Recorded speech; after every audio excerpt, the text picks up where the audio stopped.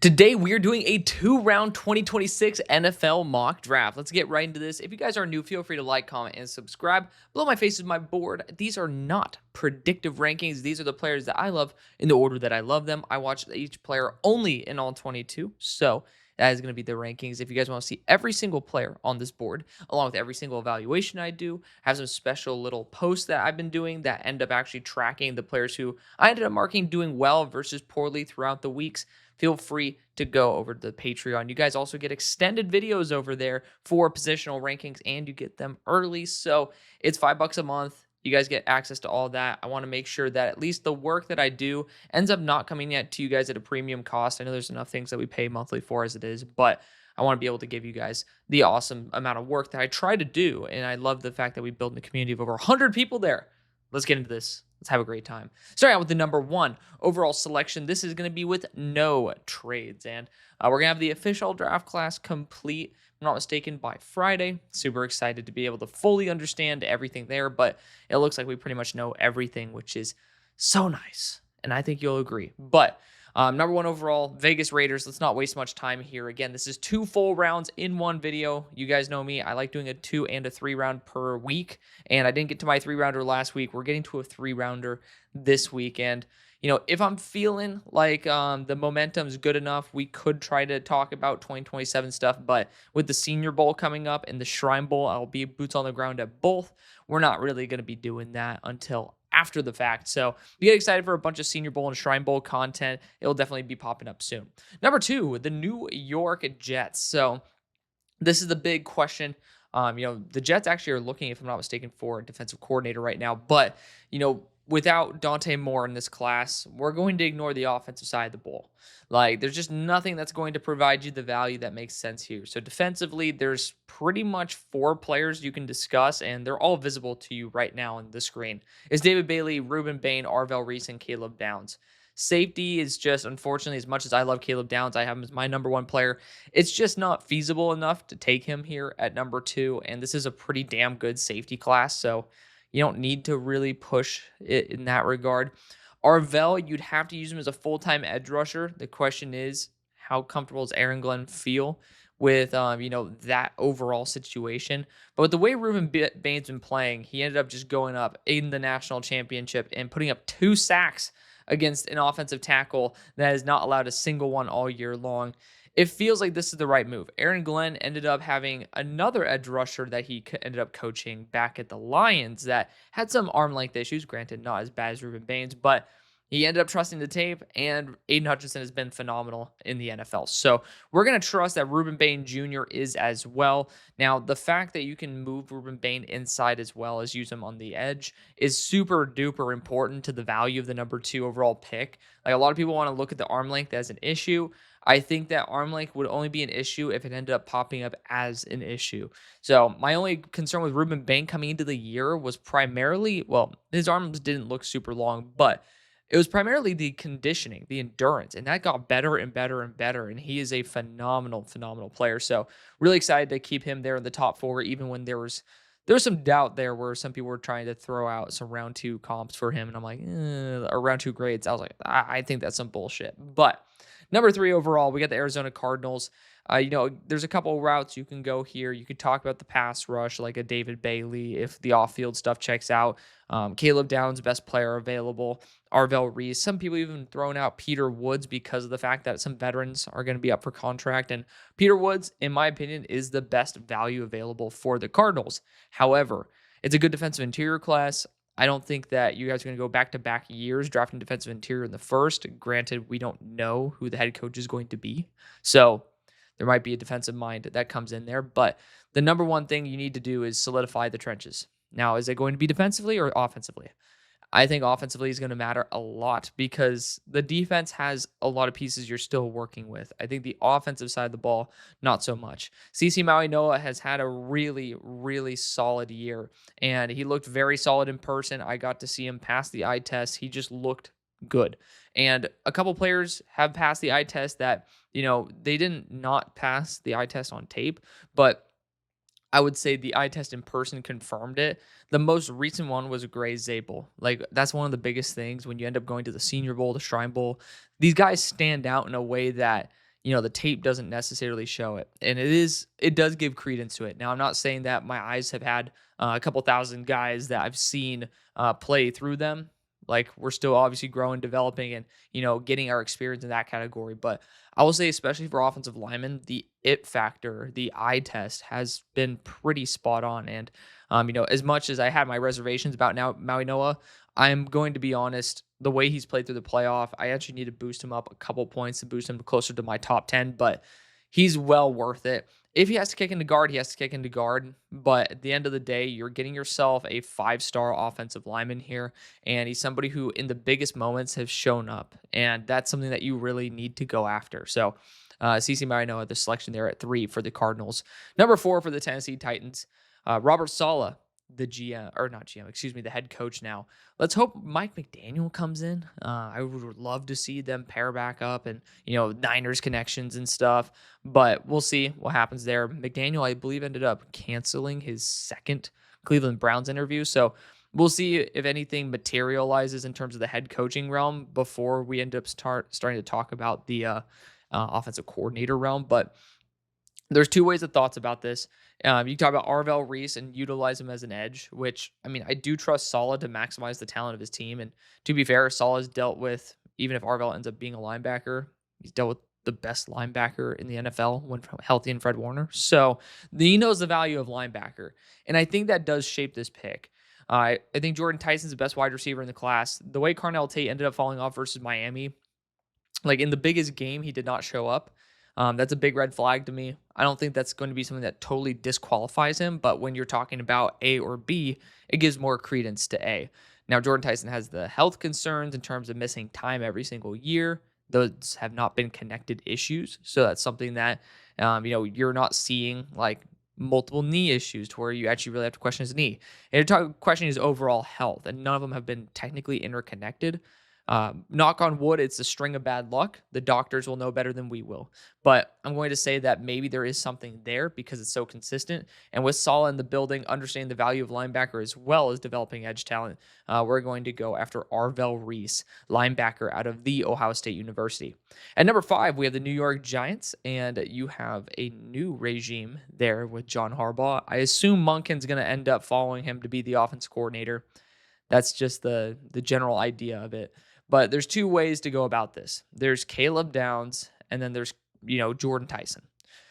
MetLife wants to claim Jordan Tyson's every single tendon he has, everything. Like, it just wants him in a really creepy, sadistic manner.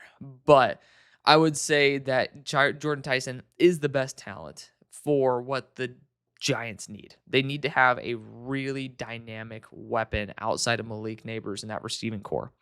But I will say, like, we've seen Harbaugh on both ends of the spectrum for wide receiver. He has been quoted as saying wide receiver is a crapshoot, but he's also taken 2 round 1 wide receivers in the past 6 years. So there's both reasons to believe that he would be open to a wide receiver here, as well as be open to Caleb Downs. He is also taking a safety in the first round. I think Kyle Hamilton had more questions than Caleb Downs did coming out. We all thought Kyle Hamilton was, the prize jewel, but he ends up running like a 4.6, and we're like, oh, hold on. Is he going to be able to make it work? Caleb Downs is not going to have that problem. He has everything that Kyle Hamilton was coming out in terms of the comfortability with the skill set. Maybe not the same frame, but we're now seeing probably a better athlete as well. Downs has been a multi-year starter. He's been a fantastic starter through multiple programs, and I'm going to take him here. Caleb Downs, the defensive back at Ohio State, goes to the New York Giants. Best player available. That's usually the way that the Ravens ended up handling it. I know it's Eric DeCosta's doing, but obviously Harbaugh has something to say about that as well. Number 6, the Cleveland Browns are on the board, and it's offensive line and wide receiver. That's what you need to do. And you don't like to play around with the offensive line too much. Trying to get value at offensive line is usually a pretty dangerous thing to do. Reaching an offensive line is a bad thing to do as well. But I would say that, Spencer Fano has enough question marks to where I don't feel very comfortable with the selection here. I'd rather roll the dice at 24 with players who are properly valued there. If you can't get a good tackle at 24, at the end of the day, you also have free agency.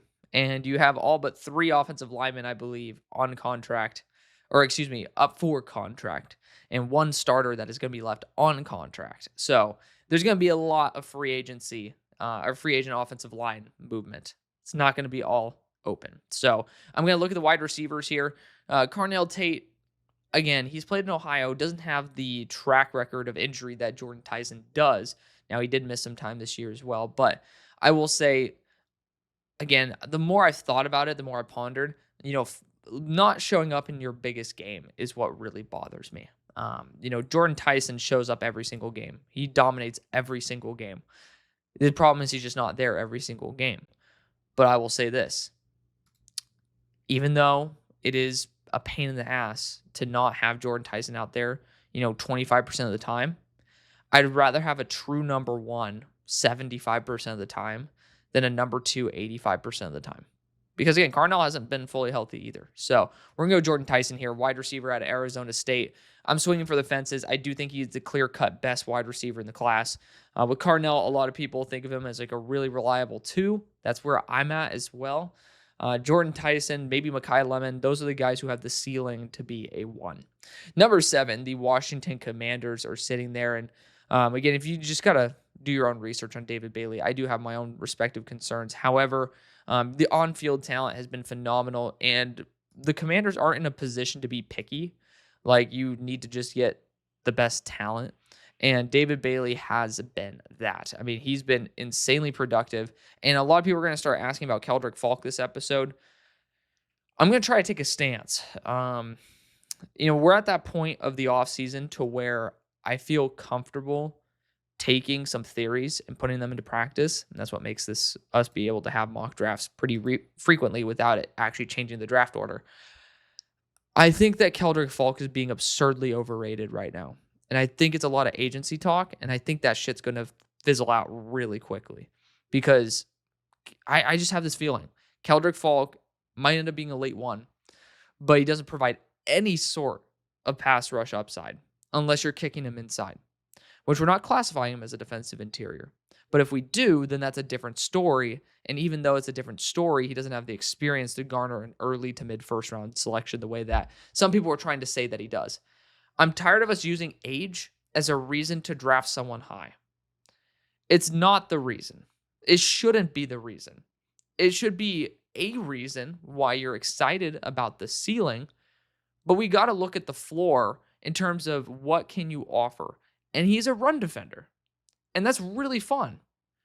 But that's something that you will find pretty consistently with older veterans who can't get to the pass rush or can't get to the quarterback anymore. You will see them extremely skilled, build up on the strength, and have the technique to defend the run. I'm just going to throw that out there because a lot of people are going to talk about, like, why not Keldrick Falk at this pick or at number 9. I'm going to address it now. But I'm going to throw a curveball here. We're going to go David Bailey at number 7. Again, I have my questions with the off-field stuff. Do your own research. NC State 2024, curb stomped a dude, and then ended up going and assaulting a cameraman after the Arizona State game this past year. Both are on video. Obviously, both don't have full, complete context. So again, NFL is going to do a lot more research into that, and they're going to know a lot better than we will. So it'll either come up or we'll see on draft day how important and how serious it is. Number 8 for the New Orleans Saints. Carnell Tate at this point rarely is available. It is kind of hard to pass on him because you already have your 1 in Chris Olave. If you can have Olave paired up with Carnell Tate, you lost the deep speed of Rashid Shaheed. Carnell Tate does threaten the deep part of the field extremely well.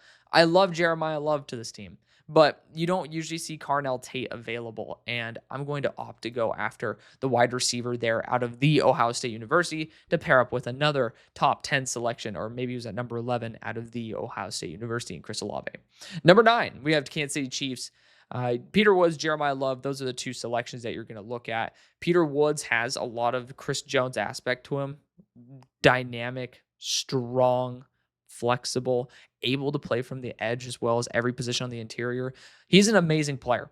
If you take Peter Woods over Jeremiah Love, first off, you see where Peter Woods is on my board. That's what I would do. However, I do think that the Chiefs are going to be pretty SOL when it comes to running back in free agency. If they end up being able to nab Breece Hall in free agency, that's amazing. Then go Peter Woods. I don't think that's the case. We're going to go Jeremiah Love, running back out of Notre Dame there at 9. Some people have Jeremiah Love as high as their top 2 top 2 on their board, top 1. I know Steve Mensch, I think, had Jeremiah Love at 1, a couple weeks ago. So maybe that's changed a little bit, but I feel like guys at the top of the board don't shift very much. It's usually the guys in that mid tier that end up, kind of being able to wiggle around a little bit more than the guys at the top. So, yeah, Jeremiah Love, I mean, he's a burner back. This is somebody who will end up bringing a lot of excitement there to the Chiefs. And, Eric Bieniemy there, who ended up doing a fantastic job with DeAndre Swift and then Kyle Monangai.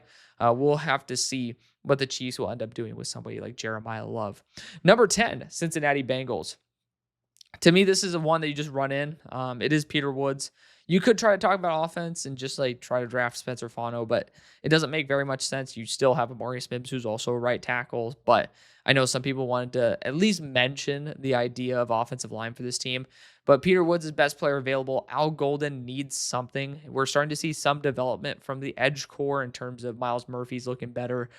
You also end up seeing that we can have year 2 of Shamar Stewart, and then maybe you can end up getting a veteran in there as well, rather than just Trey Hendrickson. You could try to end up, getting a tier 2 edge rusher for about half the cost. So fingers crossed you guys can do that. But Al Golden loves his defensive interiors. Peter Woods has been awesome, even though Clemson has not. Peter Woods' highlight reel tape is better than anybody else's in the class. It's pretty much him and Ruben Bain in terms of the top end plays, but Peter Woods is unbelievable. And number 11 for the Miami Dolphins. Again, no trades in this. That does allow us to have enough command of this to have 2 rounds in it. But offensive line definitely is possible here. If you want to cross-train Fano at tackle, I definitely would not blame you. Corner, certainly possible, but we have seen in the past corners do slip further than what we kind of project. Corner's a volatile position. So I'm gonna throw the curveball on this one. We're gonna go Spencer Fano, tackle out of Utah. There's 1 year left with Austin Jackson, and we're gonna kick Spencer Fano to guard for the short term. We're gonna kind of pull a Packers with what they're doing with Morgan there, but actually have a shorter term position change on the mind. Spencer Fano is going to be a foundational piece there. I do know Hafley is now the coach, which technically Mansour Delane would feel like more of that play, but I think this class is so studded with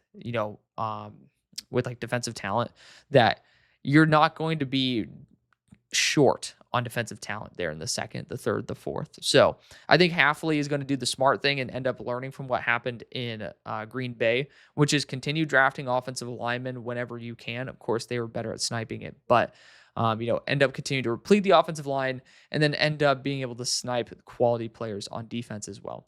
Number 12, Dallas Cowboys. Sonny Styles feels like a good move here. Based on the players that I've taken, it is pretty much Sonny Styles and then Mansour Delane. Hard to say no to either one of them. Both positions that have notoriously been selected later than normal in the draft. But the Cowboys, here's the thing.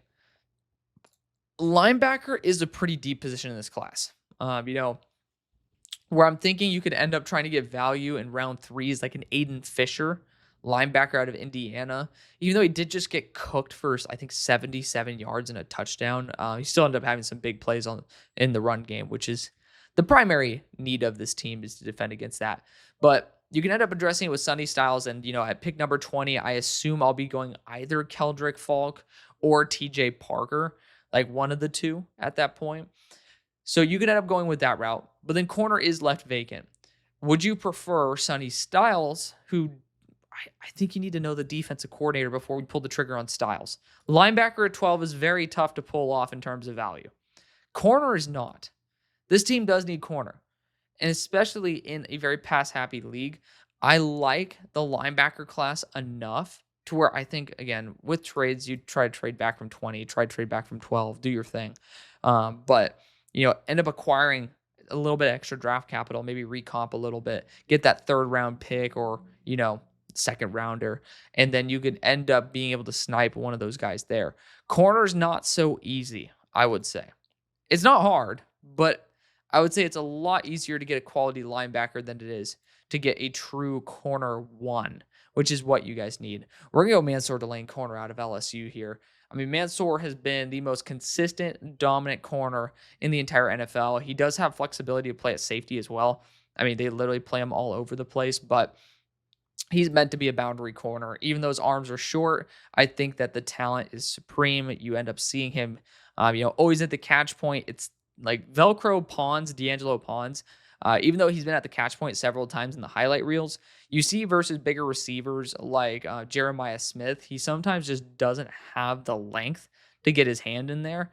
And Mansour Delane has similar arm length, but he ends up making it work more. So we're talking about between two players who I really love, but one that I see it possibly translating at a worse rate than Mansour Delane, and then one that obviously with Mansour Delane I feel a lot more comfortable with. 13 for the Los Angeles Rams. I think that the best way to go about this is to look at what would be available at 29, and that's going to be a corner. A corner is going to be there at 29. Could end up saying the same thing with the Cowboys at with corner here at 12. But the corner I get at 20 is going to be Jermod McCoy or Colton Hood. And for me, I mean, first off, you have a couple teams in here that I'd be a little bit worried about. At 29, I know I'm getting a little bit of a drop off, but I'm still getting similar quality to the player I'd get at 20. I would not be getting similar value at 20 to the player that I would get with Mansour Delane. So if Mansour is here at 13 for the Rams, I would be very open to taking him. He is not. I think it's a clear corner one in the class. You have to look elsewhere. And there's not many positions that this team needs. Even the people who would want Spencer Fano, I think McClendon's done a good enough job to hold down the fort for the meantime. Still some very good offensive linemen next year that maybe you can end up sniping. I think Mekhi Lemon, I ended up mentioning him before. I think he's the second best receiver in the class in terms of the ceiling. I think Mekhi Lemon could end up being a true number one wide receiver in the NFL. It's just him and Tyson that I think have that true ceiling. The Rams already have their one, so you don't need it. But it is somebody who I think would end up working really well in even though I don't think Devontae Adams is a similar body build, Mekhi Lemon, in terms of the separation and the consistency, I think he can end up taking on that target share off the bat. So we're going to go Mekhi Lemon, wide receiver out of USC there at 13. The Ravens here at 14. I ended up loving this pick. I ended up making it before, and I'm going to end up making it again. Eric DeCosta always loves the reliable, very, very solid pick. Now, wide receiver with someone like Denzel Boston is possible, but it doesn't feel like something that just makes sense. This team is going to be losing a little bit of its identity. We'll see again. If, let's just say, McDaniel ends up coming in here, Kubiak, Shula, we'll see what happens, right? That will definitely shape the vision for what this pick is going to be. But if my goal is to maintain the identity of the Ravens for what they are, Daniel Faalele needs to first off get his ass evicted, get the hell out of here, call it the police, make sure that he does not ever show up to the stadium ever again. Like, Daniel Faalele does not belong on the NFL offensive line. We're going to fill it with the highest floor player in the class, and that's Vega, the guard. I think it's Ine, the guard for Penn State. I mean, this guy is the definition of reliable. He played 565 or 575 snaps this year, and he ended up letting up 4 pressures. Just rock solid, reliable in pass pro. And they like the bigger guards there. They do. They like size. And mid-first is usually where you see the guards end up starting to come off the board. So I'm going to end up supporting Vega here at number 14. And again, try to reestablish a little bit more consistency with the Ravens. They have a lot of really good players, but I think they've lost the core identity of just kind of a cohesive unit. Now we're going to just continue to have at least some stability, but also still get that upgrade. 15 for the Buccaneers, quick and easy, Sonny Styles. Not really much room to talk about it. Bull's still there. Sonny Styles, I need him to be in the right system. It's a big issue that I have for the Cowboys. People think, you just plug a good linebacker in and they work. They don't. Linebackers bust out a lot, or they take a while to work because you don't have the right coaching in there. You don't have the right system. You don't have the right role. It's a very tough position to translate from college to the NFL. So, I think that Sonny Styles is a very, very good player. I think that you'd have to see who the defensive coordinator is for the Cowboys. We'll see what ends up happening there. But I do want to put Sonny Styles in a spot where he has, the support and system required for him to actually reach the potential rather than to bust out. 16 for the New York Jets. First pick, Ruben Bain. Love it. I'm going to go with the same old boring pick here. We're going to go Denzel Boston. The real excitement ends up popping into round two. I know that if those of you guys who are new to the show are just seeing this for the first time, you're like, okay, yeah, I mean, you just blew by that pretty quickly. But, I do have a lot of return viewers that, I want to make sure that these videos are not an hour and a half long each. But to succinctly describe Denzel Boston's impact on this team, you have two legitimately quality starting receivers right now, in my opinion. And that's going to be A.D. Mitchell and Garrett Wilson. They both have their respective roles. Garrett Wilson, a little bit more nifty, a little bit of the smaller build receiver, of course, has really good speed, great separator, great hands. But you also have A.D. Mitchell, who's a burner, who is just somebody who has some crazy route running ability. Love him to death. You don't have that contested catch, reliable big threat. And that's exactly what Denzel Boston does. He also has that vertical aspect to the offense. I think that would be smart to go and trade with the Cardinals for Kyler Murray. Send like, I don't know, maybe a 5th round pick in there, or conditional. Maybe you do like a 6th round this year and a conditional 4th rounder that can end up becoming a second if he ends up getting to the playoffs. Some crazy shit like that. You guys know how the conditional picks get nowadays. But the offense doesn't need much. If you retain Breece Hall, you have your running back in place, you have your offensive line essentially in place, who has 2 5-star super young bookend tackles on rookie deals. Not many. And then you also have now a completed wide receiver core, a young tight end in Mason Taylor. Like, it's just very hard to complain about this team at all. So, I think if you end up dropping, Kyler into there, end up having a competent defense, Ruben Bain, definitely a good start to that, you'll end up having a great season. So, number 17, Detroit Lions. Keldrick Falk feels like a Kaminsky type of pick here. I mean, it's just, reliable, but offensive line matters a lot to this team. It does. I really like Monroe Freeling because he has played both left and right tackle. It's going to screw up exactly what I want to do for the Panthers because I love Monroe Freeling to the Panthers. I love him there because he's played both, again, left and right. Monroe would end up being, for the Panthers, the short-term left tackle as Icky repairs his patellar tendon tear and then ends up transitioning to right tackle to take over for Moton. Here, he can play left tackle to take over for Decker, or since he has experience playing on the right side of the offensive line, about 285 reps, 286 reps over the past 3 years, he can end up taking over for where Penei Sewell is if Penei wants to go and transition back to where he played at Oregon. So there's a lot of flexibility there. You also ended up drafting a Georgia guard there in the second last year. So you're going right back to the well there, Monroe Freeling. Number 18, Minnesota Vikings. It just feels like corner is going to be the move for them. They're trying to get Brian Flores to come back. We'll see what happens there.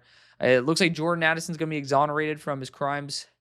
Again, if you watch Suits, highly recommend the show if you guys like a show like that. Just watch some shorts and end up seeing if it ends up, lining up with what you guys like to watch. But, definitely a show I've been addicted to. You end up seeing that, whether somebody gets convicted or not, or something gets dropped, it's not 100% necessarily reflective of the quality of case. Sometimes it's who you know and all that. Not saying that's what happened. I'm just saying we know that the case is no longer being pressed. We hope that it is because Jordan Addison was wrongly accused. But again, we can't just say it's like perfectly hands clean when there's a track record there. So I would say otherwise I would have looked at Casey Concepcion here as a really cool curveball pick. That is not happening anymore. So it's between Jermod McCoy, Avion Terrell. It's the vision for the corner pick that you need to start thinking of. Now, in round 2, you could start looking at that. It's not out of the question, but how many of these corners are going to go? There's a lot of good corners in this class, but it is pretty tough to kind of justify any other position at this point based on the value available. And a lot of people think Jermod could be, I saw a comp for Derek Stingley, which size-wise are the same, but that's pretty ballsy. We'll see what happens, but Jermod McCoy is going to be the selection there. At 19 for the Panthers, Keldrick Falk would end up making some sense to be a Tershawn Wharton replacement, but can I get a boring? Just got to throw that out there. It is a boring pick. Linebacker, the value is not there. Now, I do want to go after something like TJ Parker. Historically, y'all just have not done that. So it's tough. It's not an easy spot. There's not an easy solution. Pass rush is important. That's what Keldrick Falk would give you. Cassius Howell ended up struggling to the end of the year, ended up getting kind of bullied a little bit there versus some tackles with length that are going to be NFL quality. I think with the fact he has sub 31 inch arms, they're going to be a bit of a fall for Cassius Howell. Wide receiver, I don't know why it's being boasted the way it is, but it is not out of the realm of possibility with someone like Casey Concepcion with the return ability he has and all that. I've gone Kenyon Sadiq several times for the Panthers in the past. It might be what I do right now. And I'll just throw this out there. I do have an understanding of what you guys say. It's like 3 years in a row, I believe they've taken a tight end. They're not going to just give up on the guys they've done. But I'm pretty sure all those tight ends have come at a day 3 cost. So it comes with the territory of them being in that rotation, being developmental, being backups, and it just hasn't worked. Like, Jatavian Sanders is fun, but Kenyon Sadiq is faster. He's better after the catch. He's a better blocker. There's not much that Kenyon Sadiq does worse. So you're getting an upgrade in every facet of the game. So I really want to throw that out there. The other curveball pick I like to make is Christian Miller, because Tershawn Wharton hasn't been the signing that ended up saving the day for the defense. Christian Miller could be. I think we're getting prospect fatigue with him. Please go and just watch his tape, and you're just going to realize how damn awesome he is. But I'm actually going to go Kenyon Sadiq. I do think this offense continues to try to build around their young quarterback as they end up pushing into another playoff run. Number 20, the Dallas Cowboys are sitting here. Their first pick, Mansour Delane. At pick 20, it is between TJ Parker and Keldrick Falk. I do think that the smart decision is to go after someone who could rush the passer better. So in a wild turn of events, we're going to look at TJ Parker over Keldrick Falk. TJ is a better player in pretty much most aspects. He is a little bit thinner in terms of being about 260 to 265. Keldrick Falk is up at the 285 range. If you end up looking at Keldrick Falk's stats, if he ended up going from 2 sacks to 9, I think we'd be talking about him far faster than we'd be talking about TJ Parker. Now, TJ Parker ended up having a dip as well, but he still ended up producing 6 sacks, not 2, 6. So it's a big difference. And again, a year ago, he ended up producing 12. Again, Clemson ended up having a much rougher season. You look at the pass rush snaps, you do wish that, pressure-wise, he'd end up doing better, but he still did a phenomenal job progressing in terms of the IQ portion of the game, which I think is the area where he needed to unlock the most. So I'm going to go after TJ Parker, edge rusher out of Clemson there at 20 to pair up with Mansour Delane. Number 21 for the Pittsburgh Steelers. Quarterback Ty Simpson is possible. It's a weak quarterback class. Ty Simpson was doing a phenomenal job, and he went up against a lot of very high-quality teams. I think he said versus Oklahoma, he ended up having like some type of really crazy sickness where he's having I think it was like food poisoning. Feel free to do that research, but I think Ty Simpson is the real deal. I think what we saw of him was a battered, beaten up version, which comes at a reason to speculate, but I think the Steelers are a team that would end up working with Ty Simpson. He rolls out very well. Obviously, we need to see the quarterback or the offensive coordinator / head coach situation before we understand the vision for what the quarterback should be. But drop rate of an 8.9% is a big factor that people never put into context. Ty Simpson ended up throwing 1 out of every 10 throws, and it had bounced off of his wide receiver's hands. That should have been caught. That's a big deal. When you end up completing 7 out of 10, you end up having one of those being dropped as well. It's just such a big difference in terms of how you end up approaching the game. I think that the Steelers would be open to this, and I think you should end up trading back and trying to recomp your picks. But wide receiver is another one with Casey Concepcion. I'm going to go after the more untraditional route and go Ty Simpson there at 21.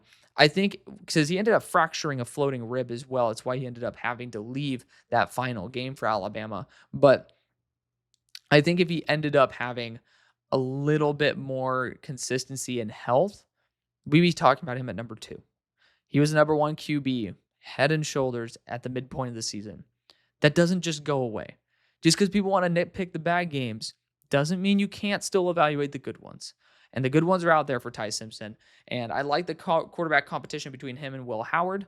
I think that there's no expectation of Will Howard to succeed, but he's someone who I love. And I could see him having a surprise early on ability to start as Ty Simpson gets acclimated to the NFL. And I think that's a good spot for both of them to end up earning some value and some experience, respectively. 22 for the Los Angeles Chargers. Offensive line is super important for me. And there's a player who I have in the top 10, or I guess 11. Whoop-de-doo. It's Emmanuel Pregnon, guard out of Oregon. Extremely versatile, very athletic, just a baller. I mean, he ended up progressing so much from 1 year at Oregon. And that's all he needed. He just needed 1 year. He ended up going from USC to Oregon, completely changed his mechanics, and ended up flourishing into the player that we know him to be. So I love this one. We're going to go after Emmanuel Pregnon, call it a day. 23 for the Philadelphia Eagles. Casey Concepcion is starting to get me intrigued because we don't have a high quality tight end like Kenyon Sadiq. The corners are here. The tackle technically is here with Caden Proctor. And you could end up trying to cross-train him to develop him as the long-term tackle. But I know that you guys also are in a situation where you have players like Cam Williams on your roster who we were having similar to this time, like a month before at this time. We were having him in the same type of conversation. So with a couple bad games at the end of the year, ended up falling a little bit more, and then some injuries and all that. So all that being said, you do have a lot of talent already being nurtured and grown on your roster. Corner's a legit thing. Avion Terrell would make a ton of sense here. But I want to take a different approach. I think this team needs to get some explosiveness on offense. I think we'll end up seeing, if it is a Brian Dable, you'll end up wanting to get a little bit more youth, a little bit more explosiveness, and especially after the catch ability. You also have the return ability as well, Casey Concepcion. It's a ballsy ass take. It's a ballsy move. But on top of this, if you don't take Casey Concepcion here, who are you giving him to? You are either giving him to the Bills, which maybe you don't. Maybe they end up looking and saying, wow, Keldrick Falk is here. We just want to continue keeping a really reliable defense. But if the Bills pass on him, who you can end up facing in the Super Bowl if they end up bouncing back properly, you're giving him to the San Francisco freaking 49ers. Do you want to give the Niners more reasons to have success? No. So you have to look at it strategically that way. You're giving it to a Super Bowl competitor or a legitimate nightmare in the Niners. I don't want to give the Niners any more excuses if I'm the Eagles. We're going Casey Concepcion, and we're drafting for the future here. We need to have a long-term reliable two, and Casey Concepcion is an absolute game changer. And I think he would end up having a way better season if his quarterback actually hit him in stride and stuff. Granted, Jalen is not necessarily all that, but he's a lot better than Marcel Reed. Number 24 for the Cleveland Browns. Offensive line is going to be the pick here. The question is it Lomu or is it Proctor? I think Lomu is the higher floor player. I think Proctor is a little bit more scary. Lomu might end up having to kick to guard, but this is also an organization that if you end up taking pick 24 and it ends up being a high tier guard, awesome. You know what I mean? Like, I'm not really worried about that. So I'm going to take Caleb Lomu, the tackle out of Utah. I have him at 18 on my board as a guard, but I'm perfectly happy to do that because I think he's a damn good player. And I think he'd be number 40 on my board if he were a tackle. That's good value at 24. Number 25 for the Chicago Bears. Keldrick Falk he's a Dennis Allen kind of guy. 6'6", 280. This is the high floor edge two that you're looking for. Call it in and call it a day. 26 for the Buffalo Bills. Again, kind of had two of the best players that we were hoping for get sniped right in front of them with Casey Concepcion and Keldrick Falk. So looking how we can end up bouncing back from the situation. There are some good corners on the board. I don't think, especially after the offseason you guys had last year, you guys are going to be looking too heavily into the defensive back room, at least for corner. I think an underrated position to target is safety. And you have Cole Bishop there for the long haul. It's between Thieneman and McNeil Warren. Both of them are roughly the same weight. I think both around 6 foot 200. So 6 foot 205, and Emmanuel McNeil Warren 6'2", 202. So roughly the same range. I have both these guys in the same area. Thienemann's at 16. McNeil Warren, I ended up kicking down just slightly because I forgot to adjust for positional value to number 24 on my board. Both are true one grades. Both I think I have like really, really good grades on.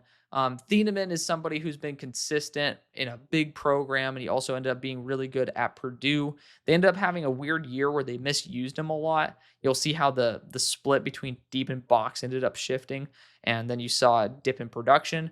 Of course, Oregon had their own way of dealing with things, but I think that Thienemann ended up just being in a better program and situation to where he became more versatile in a way that Purdue wasn't able to handle.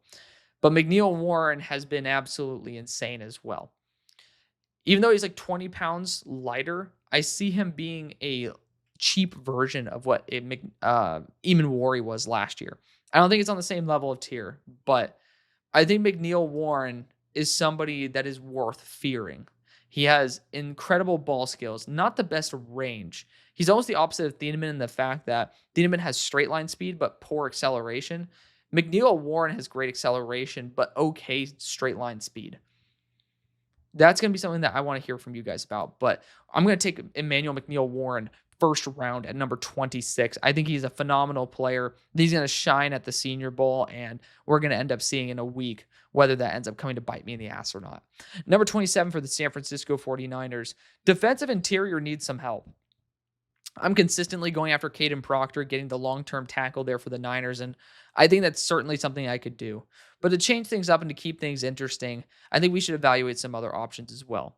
Christian Miller, honestly, Caden McDonald is a little bit too much of a nose build. Christian Miller is a freaking monster. And for the Niners, who actually need some pass rush and consistency in the middle, pair him up with Albert as well as CJ West, and you're going to be in a really good position with 3 young, quality defensive interiors. There's a lot to try to target in this draft, but defensive interior could end up being what ends up saving you guys. If you can get interior pressure, you guys can end up, saving a lot of need for the other positions, a lot of stress on the other positions. If you can end up making a lot of the pressure on the interior, I think Christian Miller would be a crazy addition there. At 28 for the Texans, we all know this would be the case. If Caden Proctor's here, they're taking him. Whether he's going to be a left guard or an offensive tackle, who gives a shit? They're going to end up taking an SEC offensive lineman if he is there for them at 28. At number 29 for the Los Angeles Rams, their first pick was Mekhi Lemon. God bless, because Avion Terrell and Colton Hood are both here. We're going to go after the player with a little bit more of the background or his brother, obviously AJ Terrell, more of the background in NFL. Number 30, well, Colton Hood's a savage too. I can't complain about him. But number 30, New England Patriots. Not many bad picks. CJ Allen, very intriguing at this point because I think he's a thumper. I think he's pretty limited in that aspect. However, if there's going to be somebody to unlock him, it'd probably be Mike Vrabel. So it's between him and Akeem Mesidor. Because I saw this pick and I really do like it. Even though Mesidor is a larger entity than what you guys have had on the edge core, his athleticism mirrors a lot of what you guys like. His athletic nature in terms of the size, speed, but also the strength, it's admirable. He is older, but you guys are trying to win a Super Bowl. And deep down, it's you and it's the Seahawks. So who's going to come out on top? You guys are already in the position to win. Why sacrifice it trying to play the long card? Go after it, continue to press it, and God, 5 years from now, Akeem's going to be 30. Oh no. It's not like edge rushers can't be good until they're 32, 33. But, God forbid, maybe when the 4th year comes about, you could end up drafting another one. Don't let age stop you from Jeffrey Epstein. No, we're doing the exact opposite of that. Don't let an older player stop you from giving your team the best odds to win a Super Bowl when you're in your Super Bowl window. I don't know if I'm leaving that in the video, but only true G's are actually watching that consistently. I've yapped enough at the pick. So Akeem Mesidor is going to be the pick. I ended up seeing it, I believe, in Dane Brugler's mock draft recently, and I'm going to show some love for that as well. I think he's done a phenomenal job. Number 31 for the Broncos. This is quick and easy. CJ Allen is here. We'll see if Vance Joseph returns as the defensive coordinator, since, there's a lot of head coaching interest out there, but CJ Allen being a high impact linebacker, it speaks to me. I think it's a great move. 32 for the Seahawks. Again, it's a position where you should try to trade out of if you can, based on the cornerbacks available. I think there's just impeccable options here. He had a 5th-year contract with Colton Hood. Call it a day. He's a redshirt sophomore who ended up going into a new program in the middle of summer. That was supposed to be where he was a number 2 corner. Jerbob McCoy is out for the entire year. So he ends up being the true one the whole year and ends up locking down like it's nobody's business. Or I guess it was his business. I think Colton Hood's a fantastic player. Again, now you have the age and talent on your side. It's just the value is right there. Number 33 for the New York Jets. First pick, Ruben Baines. Second pick, Denzel Boston. Third pick here. There's a little bit more room for delineation, for discussion, but I think you just got to continue going after best value. You lost Sauce Gardner. We do not have to spend that first round pick on him, which is what we ended up using to get Denzel Boston, which I think was a great move. We ended up flipping it in that way. So we actually ended up flipping Sauce for a future one, A.D. Mitchell and Denzel Boston. So 2 of our starting wide receivers, and then whatever quarterback maybe we take next year, because I think Indy's going to have a little bit of a tough time. But I'm going to go after the ceiling at this pick. We're going to go Brandon Cisse, corner out of South Carolina. I think that at 6'1", 190, he's had the flashes. He ended up getting carved the fuck up versus Texas A&M. It was bad. I watched that game. It was bad. It didn't look like the player that played the rest of the season. I do have some sneaking suspicion that injury was involved, and it wasn't really heavily documented, heavily reported, heavily talked about. I think there's definitely some aspect of that there. So we're going to go Brandon Cisse there out of South Carolina. Hope that he's healthy and dominate there with some pressure from Ruben Bain and then Brandon Cisse's athleticism to be able to make up for it. Number 34, Arizona Cardinals. First pick, CeCe Maui-Noa. Second pick has been easy for me because I usually have Ty Simpson here. That is not the case. We do not have that easy cop-out anymore. So looking at the options available, it's a weird spot. Honestly, I don't like this pick at all. It's just not an easy one. But right tackle has already been achieved. We've already locked it down. We could just double up and go after someone like Caleb Tiernan and kick him to guard, but you're really asking for it at that point. Like that's tough to justify. So looking at other positions, we can talk about the defensive interior again. There are a lot of veterans that are getting up and pretty much heading out. And Caden McDonald would be great. You look at Calais Campbell again, different build than Caden McDonald entirely. 280, 290 pounds versus a 330 pounder. But Caden McDonald doesn't need to be a true nose. He moves very well in the aspect that you can move him around the defensive front.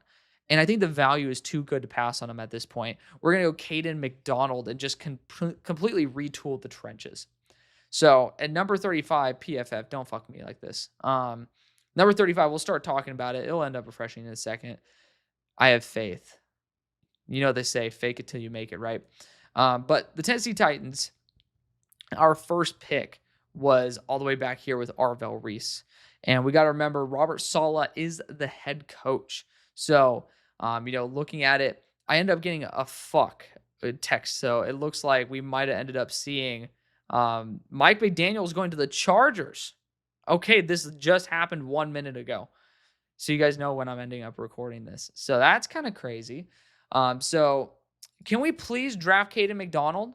For the love of God. Like Jesus. PFF. Turbo.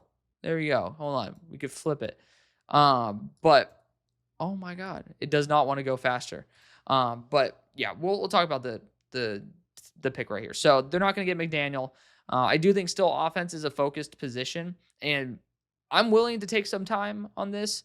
We're going to end up going after Chris Bell, but I'm going to just end up spending my next 5 minutes rebuilding all the things that we just did. It never finished the spinning wheel of death, but as we were saying, we are drafting Chris Bell for the Titans. Again, that first pick was Arvell Reese.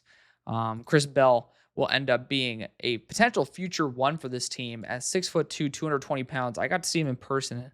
Fortunately, tore his ACL right in front of me as well. But at SMU, this guy ended up balling out, passed the eye test. He was supposed to be a top first round pick in this draft. So, definitely somebody that you're betting on the future of, but people are trying to shit on him, trying to say like, oh, all of his production came in 3 games. His quarterback's been ass. I just got to be so real. So it's not like he's been the issue. It's kind of been the quarterback as well. So really love Chris Bell there for the Titans. Number 36 for the Vegas Raiders. I love you guys so much. Shout out to my Vegas Raiders fans. You guys are so patient with me, even though I make some dumbass decisions for y'all. You guys have done like more than what's needed because I am very addicted to taking offensive line. I'm like, oh, right tackle Blake Miller. My dumbass sometimes just forgets some of the simplest shit, and Charles Grant's been somebody that's worth investing in. So shout out to you guys. You guys have been very patient, very descriptive, and very well thought out. So love you guys for that. I would end up saying, looking at some other spots of this pick, I do think a reliable contested catch threat is not a bad idea. The player that I am thinking of, where the fuck did he go? I didn't already take him. So unless PFF reshifted it, they did. Elijah Surratt. I just think Elijah Surratt doesn't have the speed to threaten in the NFL. It will be tough to justify him at 36. I like him as someone maybe you can move up to later in the second round. Like maybe if you wanted to move back here and then move up in like the late second, by all means. I just don't really think he's worth the number 36 pick. So let's analyze some of the other positions where there's some really good talent.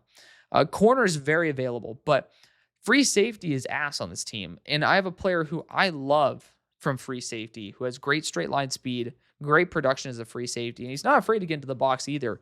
This is a cornerstone in the secondary. That's Dylan Thieneman, defensive back out of Oregon, a top 20 player for me, just someone to lock in and be able to have both the captain of the defense and the offense with our first 2 picks. 37, New York Giants. So first pick was Caleb Downs. Second selection here, Keith Abney being sub 5'10 just makes me a little bit worried about having to put him in a spot where Drew Phillips is. So I'm not a huge fan of that idea. I know you can end up looking at the linebacker at this point. I don't think that's a bad option. Edge rusher isn't out of the question either. If you move on from Kayvon Thibodeau, there's a lot of very good edge rushers in this class. Very good edge rushers, I might add. Like wide receiver, I think Omar Cooper Jr. would be fun, but I do want him to have a slot role. I will say, offensive line is not out of the question here.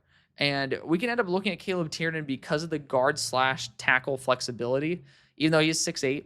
Just some people think of him as a guard, some people think of him as a tackle. Most people think of him as a top 50 selection. And for me, obviously, you see that I'm much higher on him.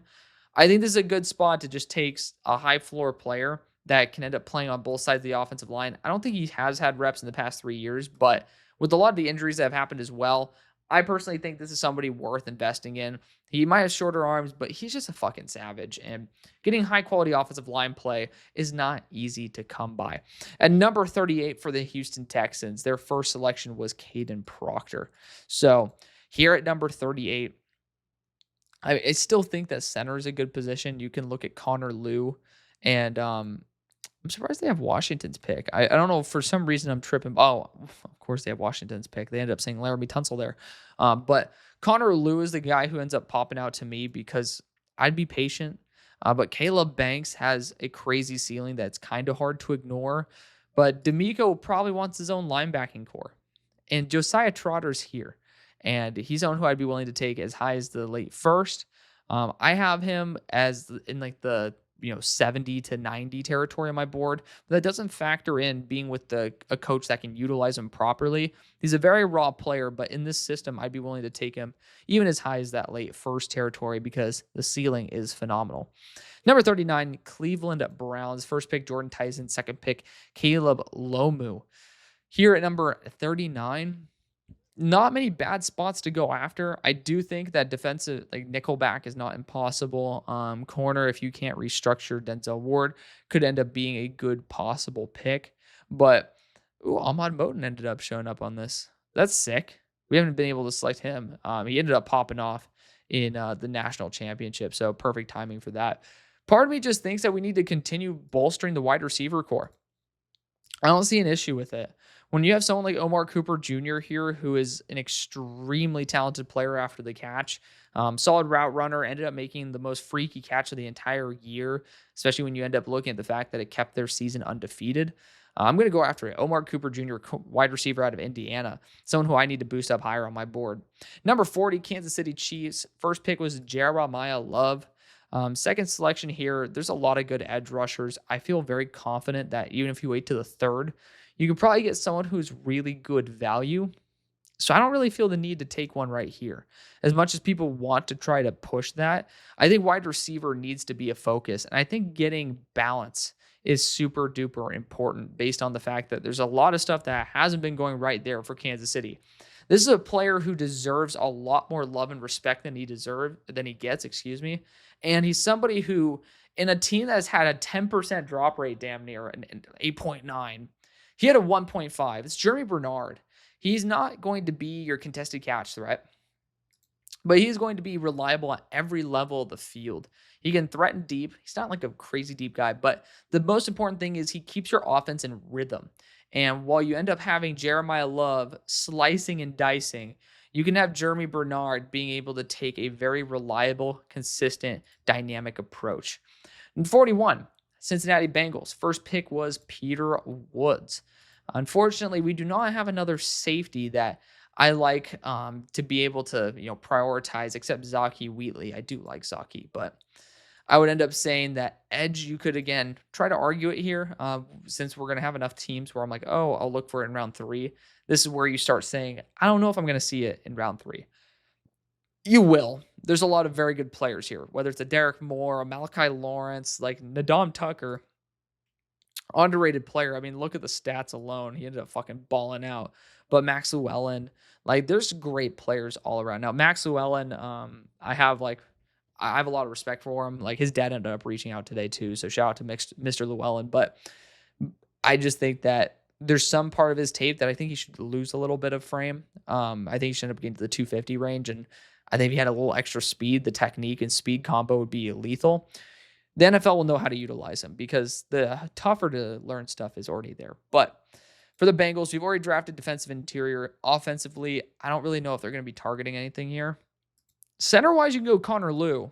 It's good value, but I also think boundary corner with Keith Abney is just impossible to pass on. D'Angelo Pons, got to give him a shout out, but I have a top 25 player available right now. My number 22 player, Keith Abney.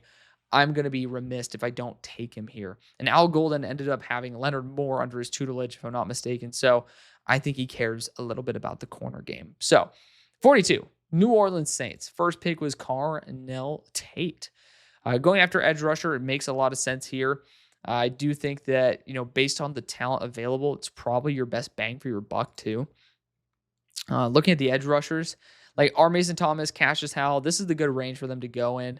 Like, I'd want to see a little bit more as to, again, this is the edge class where you could wait for DPRs, especially outside linebackers that can drop into coverage the way that Brandon Staley likes to utilize them. That is tough because, the part of me really wants to execute on that. Looking at the offensive line, I'm not going to go after Connor Lew. I don't think Jennings Dunker is as good of a prospect as what we're kind of making him out to be. I do think the offensive line is not at a point. You also have Keelan Rutledge, who's getting a lot of hype right now too. But I think edge needs to be the way to go. Defensive interior is not a bad one either. Running back, you could try to go after Jadarian Price. Again, now we're just like, well, why would we go after wide receiver in the first if we're going to just try to take running back in the second? So I'm going to end up looking here. And you know what? We're going to go after Cassius Howell. He struggled at the end of the year, but he had enough dominant tape to where I think it ends up vaulting him into this range. He's an outside linebacker, great for Brandon Staley's system. And again, someone who ended up having a near 20% pass rush win rate. on the year. 43, Miami Dolphins. You got Spencer Fano in the first, and I ended up waiting on corner, and it ended up not biting me in the ass. We have Chris Johnson Jr., D'Angelo Pons, Julian Neal. Shout out to Hezekiah Massis. He ended up having a really good year as well.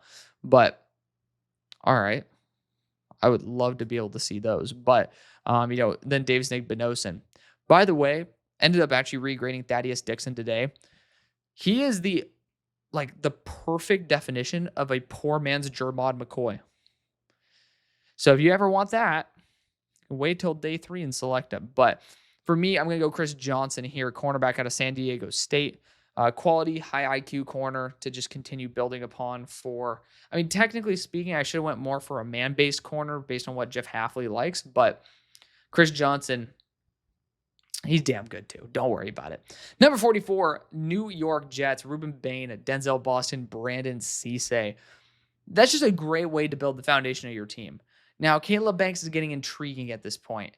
However, I do like Lee Hunter more. I think Lee Hunter is a better player. He has less question marks. I think he's a year younger as well, a senior compared to a redshirt senior. Yes. I'm like, please say we can just do it this way. So you look at it, 6'6", 330 to 6'4", 330. Redshirt senior to senior. Of course, we don't know which high school class they're in and all that stuff. But you look at the stats here, and 10-6, 11-9 to 8-3, 4-8 respectively. And again, not having those injury issues, all that. I'm going to go Lee Hunter, defensive interior out of Texas Tech there. So retool the defense entirely. Think about it. Lee Hunter, Brandon Cisse, and Ruben Bain. You don't really have many excuses at that point. 45 for the Baltimore Ravens. Vega is the first round selection. I do want to go after someone who's going to be a really reliable 3-tech. And Caleb Banks might just be overpowered at this point. You can't tell me that you're going to see Eric DeCosta sit there and let Caleb Banks slip through his fingers. We're going to go after the guy with 35+ inch arms. Again, he falls this far because he was not very developed coming into the year compared to how much experience he had. Then he ended up being injured all year. So you didn't get to see any more development. So that's just kind of where it is. 46, Tampa Bay Buccaneers. First pick was Sonny Styles. The reason why I'm so happy to do that and skip pass rush is because you look at who is here. And it's R. Mason Thomas. There's so many good players here. We could even double up at linebacker. You could talk about Jake Golday here. But, it really is up to you guys as to where you guys want to go with it edge rusher-wise. And again, linebacker, you could get lucky and they end up sliding to you. But R. Mason Thomas, Romello Height, Joshua Josephs, Derek Moore, the list goes on. Malachi Lawrence. I just think that R. Mason Thomas makes too much sense. 47 for the Indianapolis Colts. It's their first selection. They're going to go for the trenches, or they're going to go probably for a linebacker. Jake Golday, Anthony Hill Jr. just feel too good to pass on at this point. So we'll go after the player who probably gets a little bit more of the nod in Anthony Hill. At 48, the Kevin Stefanski-led Atlanta Falcons are on the board. And it's a team that needs to look at wide receiver. Elijah Surratt kind of feels like a little bit of a worse. He doesn't provide very much to this offense that they don't already have.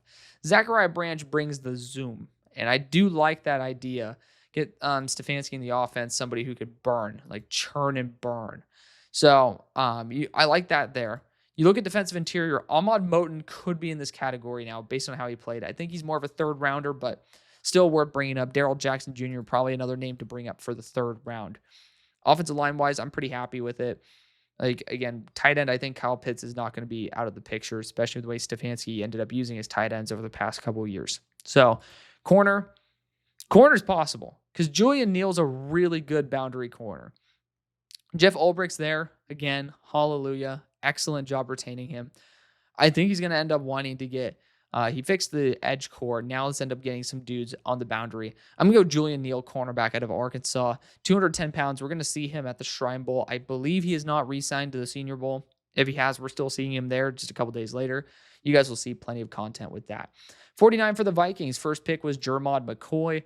Second pick is going to be Connor Lew. Zaki Wheatley is a good honorable mention, but The center position, you guys have patched it up properly, but Kelly is not going to be there for the long haul. You could end up getting Connor Liu for a discount, a potential late one center who ends up falling because of an injury. 50, Detroit Lions, Monroe Freeling, the first pick. And I love that fit. So I'm very happy with how that turned out. I would say for the Lions, edge rusher at this point, if you look at Zion Young, talent-wise, he's worth this pick. He ended up slipping for me because he ended up getting DUI. You know, some people do dumb shit. I will admit, like it could just be chalked up to dumb shit. Zion Young's been a phenomenal player, so I can't really get on his ass. But I will also say D'Angelo Pons could end up being a really fun pick for this team. Shout out to Devin Marshall. He's a very good corner too. Devin Marshall had, I think, 7 pass breakups in a game. Got to give him some love. Damani Jackson too. Like, I do think that the Detroit Lions need to focus on quality players no matter where they are. I'm going to end up going after D'Angelo Pons. He's small, but I ended up watching his game versus Ohio State in more depth to just understand how he ends up failing. His big issue was, just being utilized improperly. Just don't use him in catch man, which you should never use a small corner in catch man. You guys don't know what that is. You're holding your ground, and then you essentially catch and carry the waist of the receiver. There's no reason to do that when the player he was catching was 50 pounds heavier than him. That's why he ended up being absolutely diced by Jeremiah Smith. But you see what happens when you get to deploy D'Angelo Pons properly, which is 90% of the season. They just kind of overthought it versus Ohio State. And D'Angelo Pons is worth taking the shot on here. He's just 100% dog. And you know who likes a dog? Dan Campbell. 51, Carolina Panthers. First pick, Kenyon Sadiq. Second selection. Told you guys, I want to get you guys a pass rush. Look, what? There's pass rush here? Whoa, guess what? There's pass rush in round 3. Kiss my ass. Oh, man. Wow, fate almost chose Joshua Josephs right there. I'm going to go linebacker with Jay Golday. First pick was Kenyon Sadiq. We're going to get another straight line athletic freak there in Jacob Golday. This organization knows the value of linebacker. Jay Golday is a freak in a straight line. He's a monster. I love him to death. I think he's a great player. So, number 52, Green Bay Packers, their first selection. They didn't even get the choice of looking at D'Angelo Pons. That's the point where we're at right now. Shout out to Josh Moten. I think he ended up having a really good year as well. But yeah, Josh Moten's a good player. Someone to target later. Same thing with Damani Jackson. Davison Igbinosun's the guy who I'd be looking at right now. I think he's going to show out during the Senior Bowl, and people are going to remember why he is such a good player. But tackle is possible. I mean, I just don't think this is a good class for it. Just hot take. It's not a good class for it. But defensive interior-wise, again, you got Ahmad Moten there. I just feel like it's a little bit early and we're overreacting to a one-game sample size. I'm just going to go out and I'm going to go after the best player based on my board for what they need, and that's going to be boundary corner with Davison Igbinosun. 53 for the Steelers. Ty Simpson was the first-round selection. You look at the wide receivers here, Elijah Surratt could end up being a really good weapon for us. You know, there's a lot of good options. You can't really complain about it. Even Zachariah Branch can end up replacing Calvin Austin if we don't retain him. That'd be a smart move. Like, defensive back-wise, I don't think there's anybody who we can really focus on. So, yeah, let's go after Elijah Surratt. He's not going to have the athletic upside, but we already have that with DK Metcalf and getting a reliable contested catch threat. Very, very nice to have along with our tight ends. 54, Philadelphia Eagles, first pick. I'm already going to get Chun a new one. Casey Concepcion. Again, corner, we are missing out on it. Is what it is. It sucks, but there's some really good corners there for day 3. This is a very good class. So I got to give some shout outs there. Keontae Scott's a nickel. Dalen Everett's just not high enough ceiling for me. Xavier Scott went back to school. Don't know why he's still on here, but is what it is. Edge rusher is really important, but so is Blake Miller. Blake Miller's going to have 35-inch arms. He's a quality right tackle. He's worth a day 2 pick. Like, this is somebody now, like, you don't, like I was saying, ignore round 1 because of Cam Williams. And here, now the value is worth having that issue of having a legitimate competition, because I think that the value of wide receiver here, you'd be looking at Zachariah Branch, who is in a completely different tier in terms of being way lower than Casey Concepcion. I think Blake Miller could be an absolute savage on this offensive line if trained properly. Big asterisk there, but he's athletic. He has long arms. This is exactly the player that you want to end up taking over. Cam Williams could end up still being a guard. There was a vision there for him. So I end up still thinking that maybe you get a 2-for-1 there by just making the choice a little bit easier. 55 for the Chargers. First pick was Emmanuel Pregnon. Now with your new offensive coordinator, Mike McDaniel, in the building. Um, what do we want to do? Like nose tackle definitely feels like it's a possibility. This is where I can start thinking about Ahmad Moten. Again, had a fantastic way to end the year with like absolutely decimating one of the most reliable offensive lines in all of the country. We're going to go after the hot name there in Ahmad Moten Jr. Number 56 for the Jacksonville Jaguars. Sucks, but we're not going to be able to get D'Angelo Pons. I know a lot of people are very, very excited to try to get him on their squad. Keontae Scott is a name that I might want to toss in there. I know defensive interior has some names as well, but that's going to be something that has better value later. Safety-wise, I'm going to go Zaki Wheatley. I think Andrew Wingard ended up taking reps this year. We can't have that. We got Zaki Wheatley, who is a reliable high-end threat that ends up making good coverage stops, good stops in the run game, and is just overall very trustworthy. 57 for the Bears. First pick was Keldrick Falk.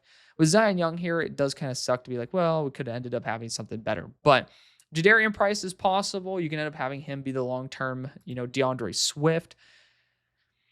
You don't need it. I do think, honestly, offensive line is not impossible here. There's just not a very good one. So don't force it. Carter Smith more of a guard than anything. Go to free agency to try to fill that gap. Safety-wise, I do think Genesis Smith is possible.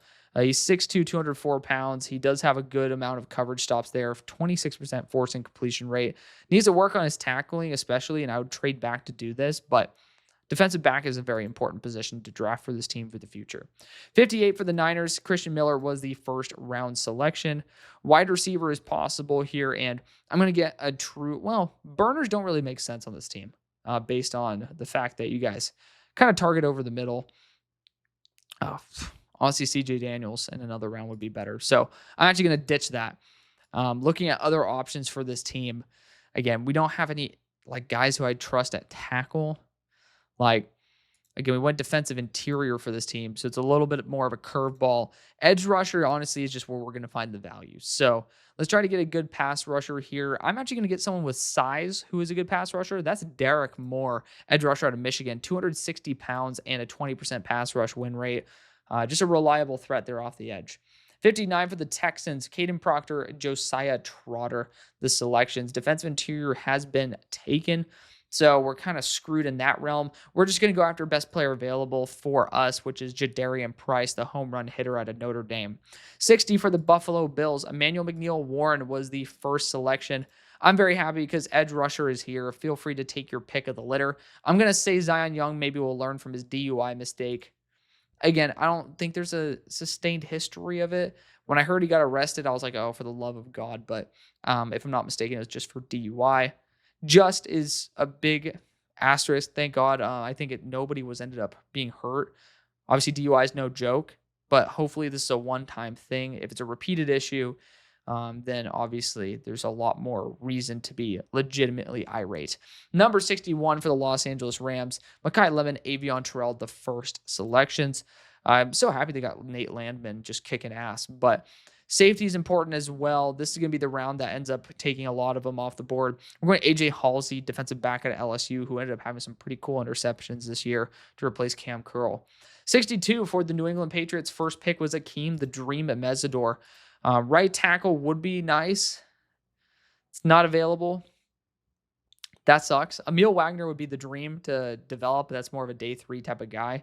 So looking at other positions, special teamers. I'm going to look at linebacker. And you got Jacob Rodriguez here. The ceiling sky high. He ended up playing himself into Heisman talks. We're going to take him there. 63 Denver Broncos. CJ Allen was the first selection. I like the idea of a wide receiver here like Chris Brazzell, but the offense just doesn't get enough juice. So I would want someone who's good in short range. And to be fair, Zachariah Branch was the type of guy to have an extremely low depth of target. Look at that, 3.6 yards on his depth of target. I think he'd be a damn good addition there for the Broncos, which I think is something I've done for the past couple weeks. We're going to try to change it up next week, though. Number 64, and ending off the mock draft, we have the Seahawks, who went Colton Hood in the first round. We could try to go after a running back here. Emmett Johnson would be kind of like a K9, but I don't think that's going to be the case. We're going to go after an edge rusher based on the quantity available and the talent that is here. I know Mike McDonald likes to have flexibility, and that's exactly what Jason Barham brings to the table. He is, first off, someone who developed from a pretty poor passer at the start of the year as a pure linebacker to being someone who is already in the upper quartile. So it's not like he has 13.1. He ended up having probably close to 15 to 20 after he actually started getting his wheels turning. And this is one of the best run defending edges in the entire class. He's around that 245-pound frame, but this is a pure linebacker who ended up being a freaking savage off the edge. And I love that. He's an early down edge who can end up even dropping the linebacker into coverage. Really flexible, really fun fit. Let me know what you guys think of that. I think he might be a little bit on the light side, but I think he ends up playing enough with enough oomph for me to feel comfortable taking him there at the end of 2. So that's the video. Thank you so much for watching. Showing the love you always do. I'll see you later. Peace.